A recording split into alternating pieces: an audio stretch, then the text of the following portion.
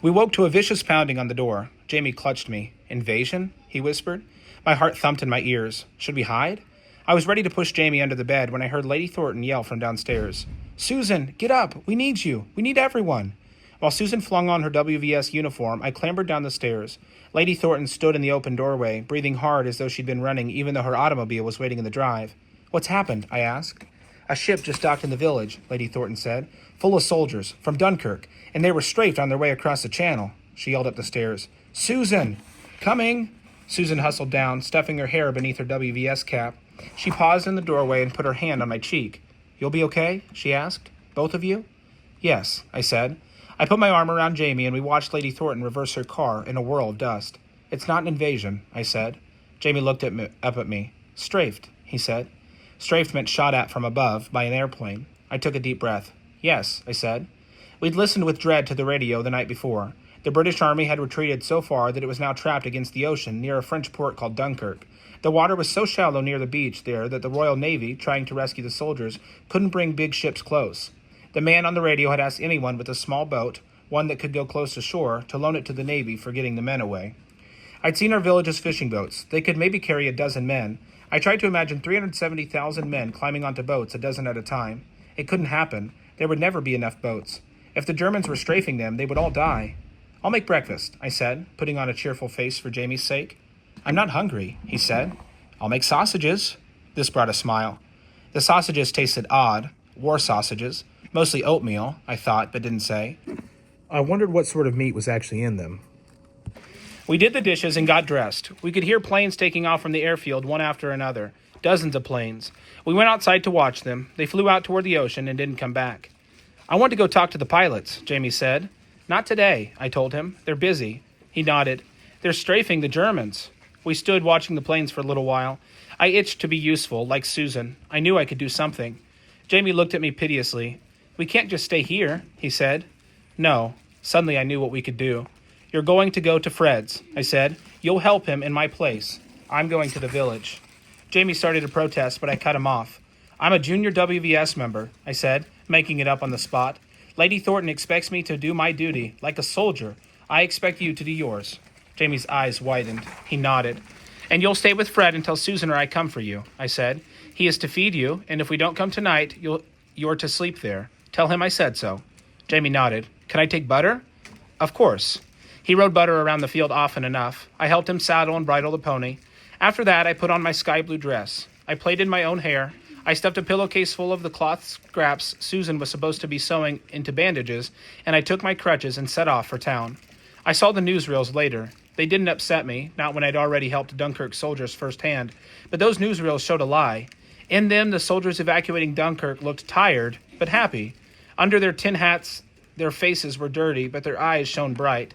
They grinned and waved and gave thumbs up to the camera. Stalwart British fighters, heroic and grateful to be home. Maybe there were soldiers like that somewhere. The ones in our village were shot, dead or dying. Others were sick from the long, terrible retreat, the days without food or water.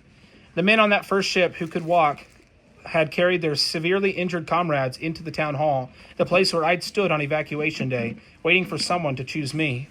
When I got to town, I saw a woman in a WVS uniform go inside the hall. I followed, pushing open the door. I gagged. The smell of blood hung across the room like a heavy iron fog. But worse than that, people don't tell you, they don't write about it, and they don't put it in their newsreels. When men are horribly injured, they lose control of their bowels. They mess themselves the way babies do. The stench made my eyes water and my stomach churn. The whole room was filled with wounded men on stretchers. I saw Dr. Graham working among army medics in the WVS. I saw Lady Thornton, her face streaked with blood. I saw Susan, who looked up and saw me. "Get out of here," she barked. Already I could see what some of the women were doing, peeling away the soldiers' pants and cleaning their naked backsides. They wouldn't want me helping with that. I nodded to Susan and slipped back outside. The street was full of less injured men. Townspeople directed them into the pub, the library, any building with open space. Men stumbled, collapsed, cried. "Miss," said one, looking up at me. He sat on the curb with a blood-soaked leg held stiff in front of him. "Water?" I went into the pub. It was full of soldiers and people from the village. If anyone noticed me, they didn't care. I tossed my crutches and pillowcase behind the bar, found a pitcher and filled it, grabbed a mug, limped to the street, and gave the water to the soldier. He drank until the pitcher was empty. I went back and forth carrying water. Eventually, the The publican's daughter, who seemed about my age, came out with a heavy bucket. You stand here with the mug, she said. I'll bring buckets back and forth. Soldiers clustered around me, reeking, stinking, filthy, their uniforms crusted with sweat and blood. They drank and drank, cracked lips, haunted eyes, another bucket of water, and another. The publican's daughter brought more mugs, which I dipped into the buckets and passed them around.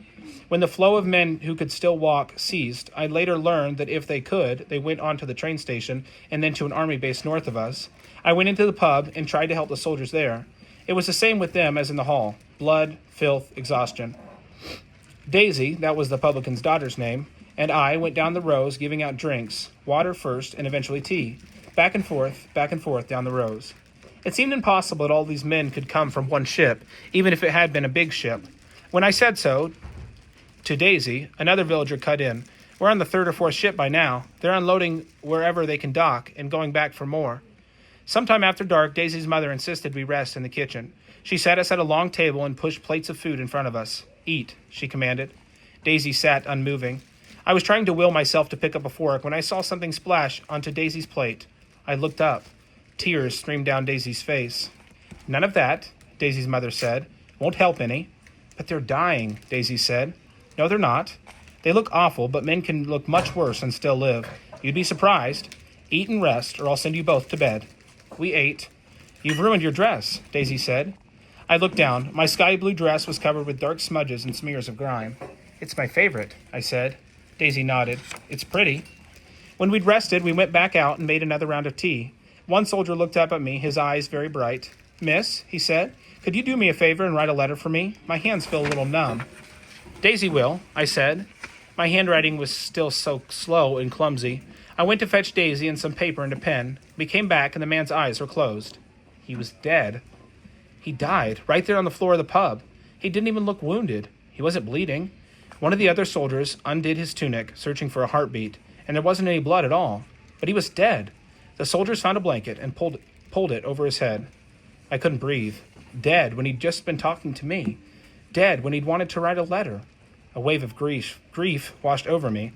I started to go away in my head to somewhere safe, to Butter or Jamie or wherever, but Daisy grabbed my hand and squeezed it hard, and I came back. It's really a war now, Daisy whispered. I nodded. One of the soldiers called for tea. Daisy and I brought it to him. Most of the ships that docked at our village the week of the Dunkirk evacuations weren't as bad off as the first few, but all of them contained at least some badly injured men. The ships arrived at all hours. We went from crisis to crisis. The hull never emptied. The Spitfires from our airfield took off and landed in waves, constantly, day and night, flying out to protect the troop ships as much as possible. Meanwhile, the entire village fed and tended the soldiers. Before midnight on that first day, Susan found me at the pub. Daisy's mother told her what we'd been doing. Reluctantly, Susan allowed me to stay in the village. Daisy's mother said I could sleep at the pub with them. The WVS was sleeping in shifts in their headquarters down the street. You're a little girl, Susan said. You shouldn't have to see all this. I'm old enough. I'm helping. I wanted to tell her about the dead soldier, but I was afraid she'd make me leave. She gave me a long look. Yes, she said, you were.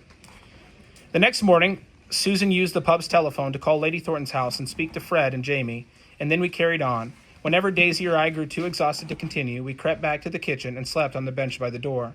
When we woke, we went back to work. Everyone did. It was lucky Jamie was safe with Fred. Lucky we'd put Bovril outside where he could hunt. Susan and I stayed with the soldiers. It was our turn to fight the war. In the end, 330,000 British soldiers were saved.